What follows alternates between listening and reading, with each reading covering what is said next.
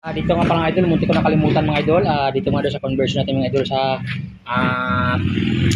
itong handle switch ng XRM110 dito sa Rider 150. Ito mga idol, itong gray, itong kung ano, itong light blue ng galing sa harness ng mga idol ng Rider mga idol, harness niya.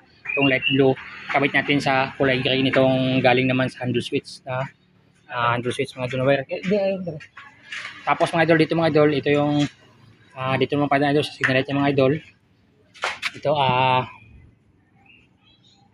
dito mga idol sa signal light ng XR mga idol, ito sa kanyang handle switch mga idol, itong signal light mga idol, itong kulay orange sa kulay light blue. Itong kulay orange mga idol, ito yung signal light sa kaliwa. So kakabit natin itong mga idol dito sa kulay dito sa harness ng mga idol, harness ng Rider mga idol sa kulay light green mga idol. Dito ito kakabit yung signal light, itong kulay orange ng handle switch ng XR mga idol, itong 110 mga idol.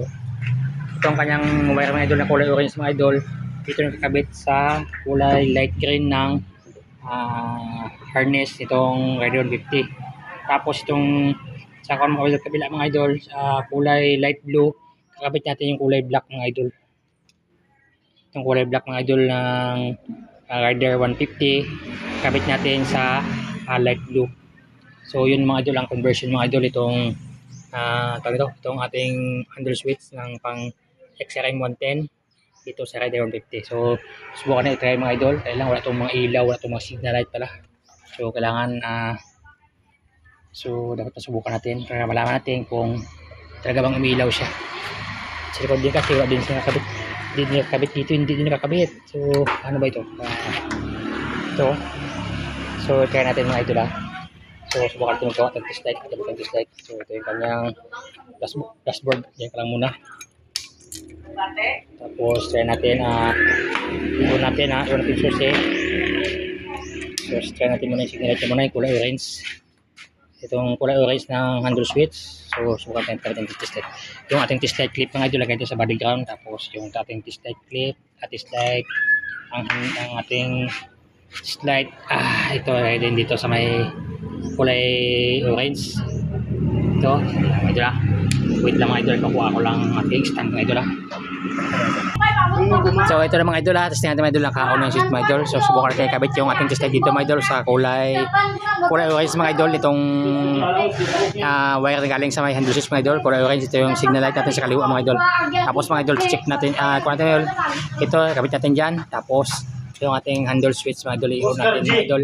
Naka-on na yung mga idol, naka-on na yung ating susi mga idol, naka-on na yan . Tapos yung ating handle switch signal sa kaliwa. Tapos mga idol, tingnan mga idol, yun mga idol yun sa mga idol yun. Tapos ngayon i-off natin. Tapos subukan natin sa kabila, itong light blue mga idol, ito yung sa kanan mga idol. So just lagay natin yung light blue sa kanyang handle switch, sa kanyang yung light blue ng handle switch mga idol, kakabitan dito sa test light natin. Tapos yung ating namang handle switch ay i-on natin sa kanan. Ating handle switch i-on sa kanan. Yan sa mga idol yan.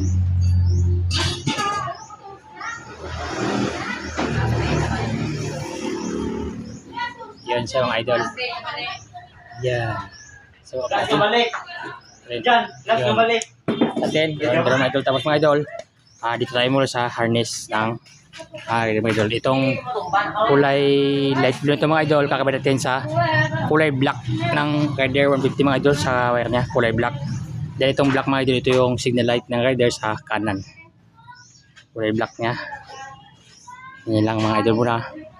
Tapos yung kulay light green, ito naman yung signal light niya sa kaliwa. So kakabit natin sa orange wire ito mga idol. So ito mga idol, sa sample na kasi subukan natin. Tapos subukan natin i-signal. Yun na, kabit na mga idol. Tapos na yung mga idol, dito tayo, naka-on pa din yung susi natin. Dito tayo sa may likod mga idol, ito yung sakit ng Rider sa likod ng idol ito. Subukan natin mga idol, i-signal natin sa kaliwa. Itong sa kaliwa, yung kuhan sa kaliwa. Ngayon sa kaliwa, subukan natin sa kaliwa i-signal yung ating handle switch sa kaliwa dito.